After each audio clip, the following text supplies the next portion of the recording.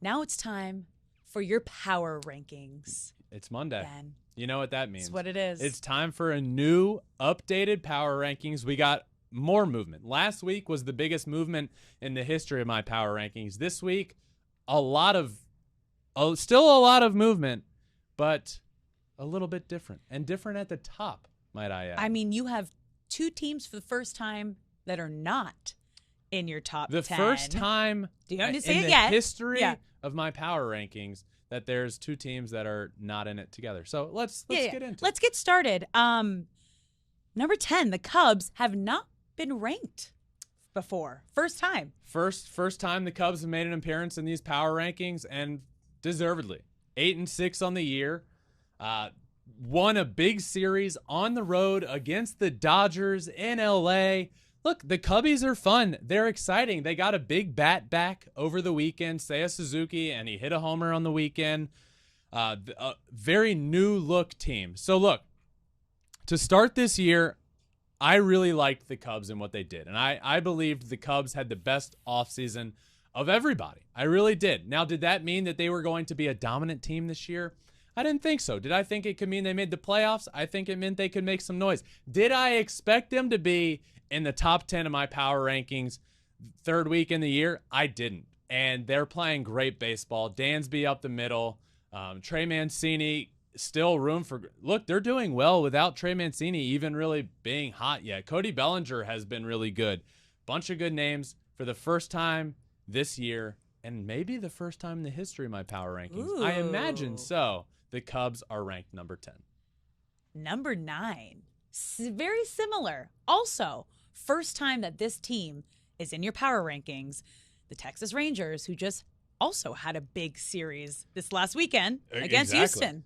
Rangers here at 9-6, won a series on the road against the Astros, and this is their first time being ranked. And again, the first time ever being ranked in my power rankings, and they're getting it done from all over the place. Offensively, Marcus Semien. We saw Marcus Semien hit a grand slam on Sunday against the Astros. Adolis Garcia doing big things. Jacob deGrom in that rotation. Their big prized acquisition to start the year was deGrom in that rotation. Andrew Heaney has been really good for them. Nathan Eovaldi, a completely revamped starting rotation. A really good offense to start the year. Corey Seager is out right now. That has been a tough blow for them, and they still beat the Astros in that series. I really like what I'm seeing from the Texas Rangers, and it was time to put them in the power rankings. Do you remember my tale of the tape? Me mentioning Andrew Heaney and saying he was going to be a big part of this weekend, and you went, if that's who you're betting on, you better watch out. That's who I bet on, and that's what happened. To be fair, I think we decided that we're going to do a tale of the tape every week, and we'll just keep track of, we'll make a prediction of who's going to win the series. And you were right, and Andrew Heaney did play a big part of it. I think what I said is if the reason you're picking the Rangers over the Astros is because of Andrew Heaney, then it was more of a joke. But it ended up he was the reason. I know. He was the reason they won the series with that dominant performance head-to-head on Sunday against Framber Valdez. Rangers look good, and they're here at number 9. Can you tell I like winning? Okay, moving on to number 8. The Padres down 6 this week, but they're getting a big boost later in the week. Down 6 spots. Yes, they were number 2 last week after a big series on the road against the Braves. I got to knock them down. Mm-hmm. You know why? They're below 500. Oof. They're 8-9. They just lost a 4-game series to the Brewers. They lost 3 of 4 at home, a big series. I would have loved to see them win that series. Not that, don't take that the wrong way. If you're a Padres fan, you would have loved to see them win that series, beating the Braves, right? One of the favorites in the National League, beating them on the road, then going home and gaining some of that momentum and showing we are an elite team. Look, they're below 500. They did not win that series. They got beaten pretty handily by the Brewers in that series. Had to knock them down. They're here at number 8. And as I mentioned, they're getting a big boost this week. Fernando Tatis Jr. Supposedly coming back Thursday. Thursday. So And he can't come back soon enough. What he's been doing in the minor leagues is just insane. I mean, he's been tearing the cover off the ball. We'll talk more about that in tomorrow's episode. But yeah, Tatis coming back. They'll get a boost. They'll get a boost. They need a boost right now. They need a boost. So they're here at number 8, down 6 spots. So they are there are 2 teams, as we mentioned, that aren't here, but they're the biggest mover within the top 10. Yes. All right, speaking of boosts, at number 7, the Mets, up 3. Up 3, good week for them. They're 10-6 now. They beat the A's on the road in a series that they absolutely should win, so they're not getting a huge boost because of that.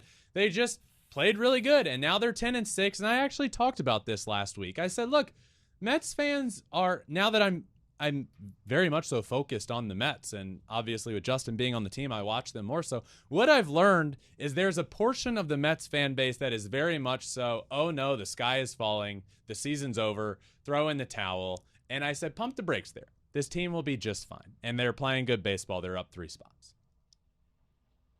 Way to go, Mets. Way to go, Mets. Way to go, Mets. Okay, number 6, the Twins, just down 1.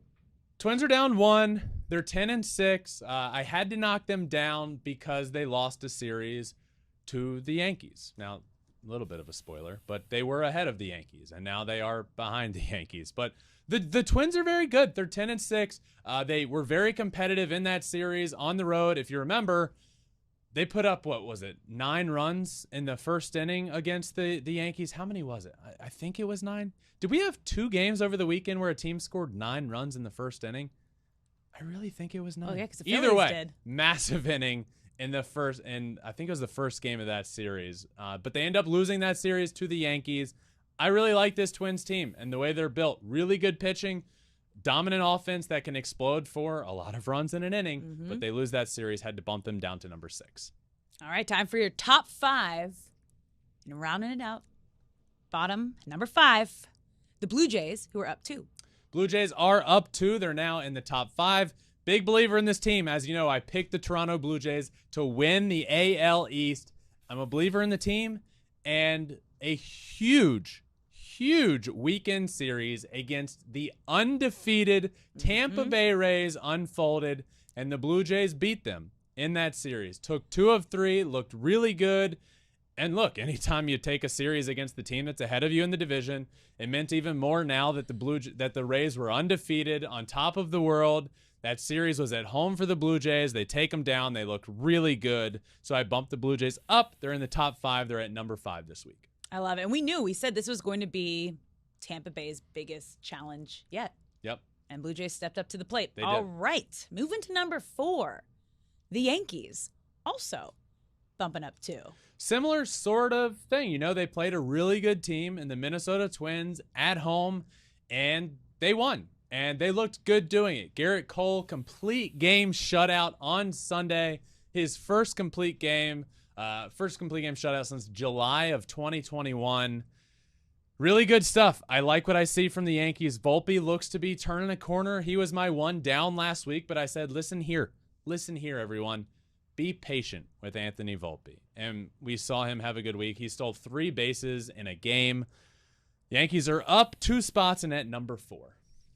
Number 3, the Brewers, also bumping up 1. You know, I feel like last week I was kind of ahead of the curve with people that do power rank, like MLB, MLB.com.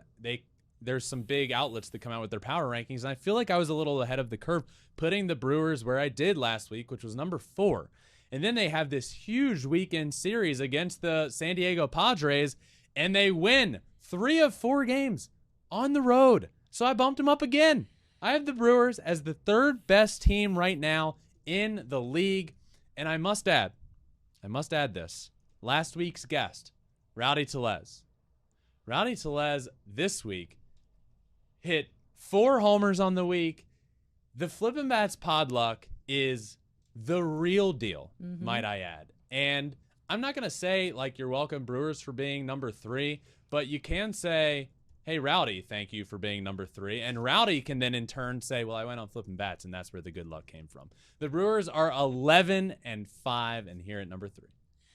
Number 2, knocking down the Tampa Bay Rays one spot after breaking their undefeated streak. I did. I bumped the Rays were number 1 last week, and I bumped them down. The undefeated streak is no longer. They are 14-2, losing that series to the Toronto Blue Jays. Look, there was a lot of the baseball world that was saying, okay, yeah, the Rays are really good, but who have they beaten, right?